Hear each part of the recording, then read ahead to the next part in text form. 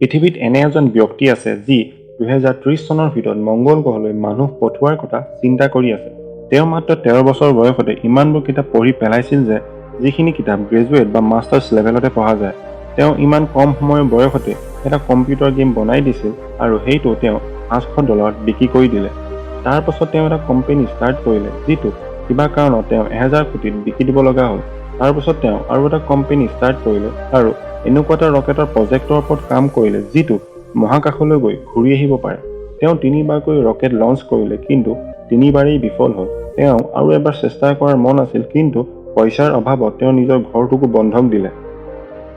তেওঁ জীৱনৰ সকলো উজাৰি অন্তিমবাৰৰ কাৰণে চেষ্টা কৰিলে আৰু এইবাৰত তেওঁ সফল হ'ল।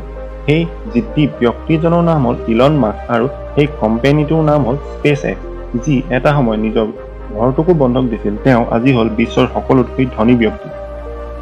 গতিকে জীৱনত সফল হ'বলৈ হ'লে সকলোবোৰ কষ্ট অতিক্ৰম কৰিবই লাগিব।